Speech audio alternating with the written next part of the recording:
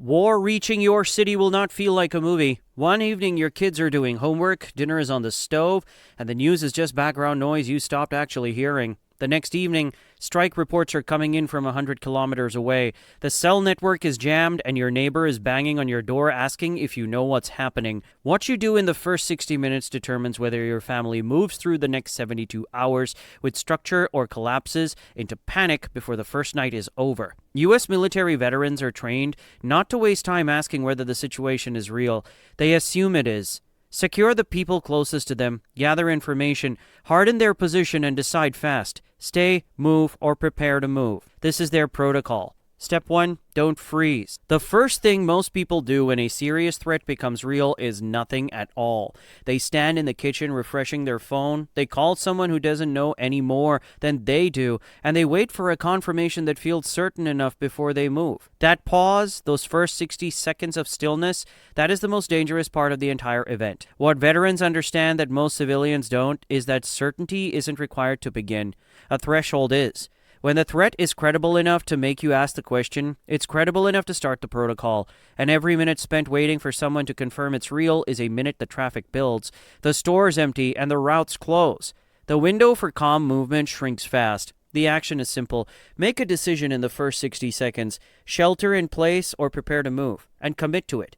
Everything else flows from that single call. Indecision isn't caution. It's just panic running at a slower speed. Step 2. Secure information before you react. Every instinct will push you to call everyone you know, and that's exactly what you should not do. Phone networks collapse under emergency call volume within minutes, draining your battery and blocking lines that emergency services depend on. Texts use less bandwidth than calls, so send short factual messages. 3 sentences, nothing more.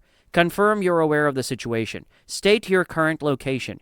Give a check-in time and stop there. No open-ended questions, no back-and-forth chains. A battery-powered radio goes on immediately. Because when digital networks are overloaded or deliberately disrupted, a radio broadcast is the most reliable, confirmed information you're going to get.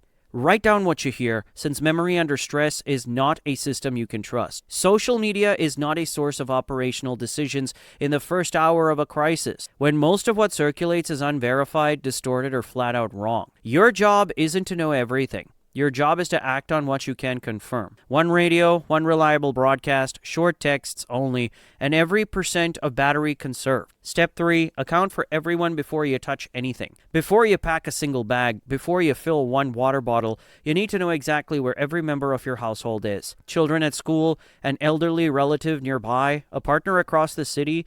Build that mental map before you start moving supplies, because most people begin grabbing things and only then realize their plan assumed everyone was already in the same building. Establish your rally point right now.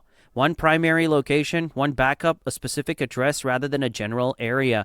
Because if communication fails entirely, your family needs to know exactly where to go on foot. Call or text every member once. Confirm location and safety, sign off, and don't leave the line open. People first, supply second, and that order never changes. Step 4, move your water in the next 10 minutes. Food gives you weeks, but water gives you days, which is why water comes before everything else logistically. Sheltering in place means filling everything immediately. The bathtub, every pot in the kitchen, every clean bucket, bottle, and container you own, and you don't wait to see if the tap stays on. Infrastructure fails without warning, and once the pressure drops, that window is gone. A bathtub bladder liner holds roughly 100 gallons of clean water, and that margin is what keeps your family functional for several days. If you don't own one, it goes on the list after the crisis passes. A small bottle of unscented chlorine bleach handles most contamination risk if municipal treatments fail. Roughly 2 drops per liter or 8 drops per gallon.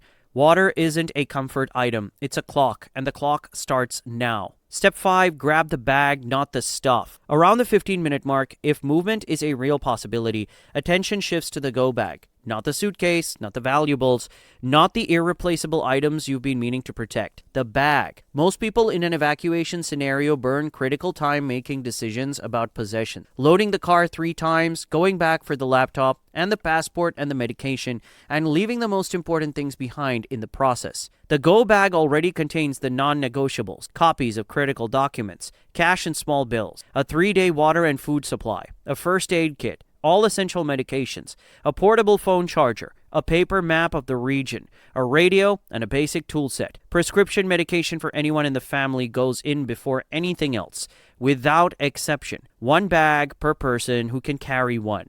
Children included if they're old enough, with critical supplies distributed across the group. 1 bag, 1 decision, and everything else stays behind. You're not shopping and you're not organizing. You're leaving. Step 6. Control the emotional state of the group. Stopping to manage emotion when everything is happening at once will feel like lost time, but it's the most operationally important thing you can do in that window. 1 person leads, everyone else follows that lead. And if you're the 1 person who's planned, you're the one who leads. Calm voice, short sentences, clear instructions, no visible panic. Children especially mirror the adults around them, and if you hold steady, they have a real chance of holding steady too. Give the family a 3-sentence briefing. Here is what we know, here is what we're doing, here is what I need from each of you.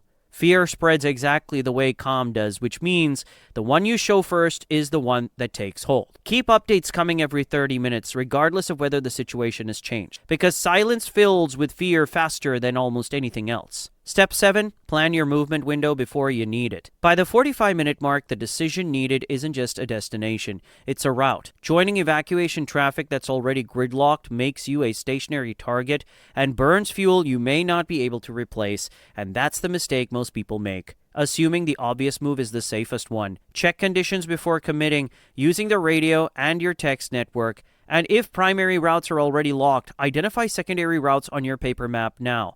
Know whether a route runs through high-density areas or around them. Sheltering in place is a legitimate strategic choice when it's the right one. A solid structure with water, supplies, information, and a stable group is a defensible position, and movement for its own sake isn't a plan. The decision is stay or go.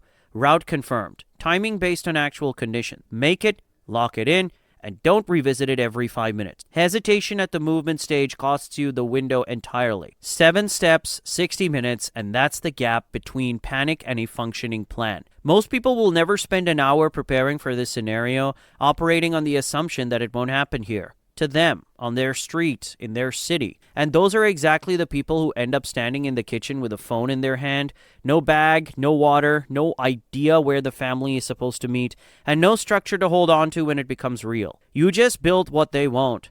Write it down, walk your household through it once, and adjust it for your specific situation. Your building, your city, your people. Then share this with someone who needs it. Stay safe.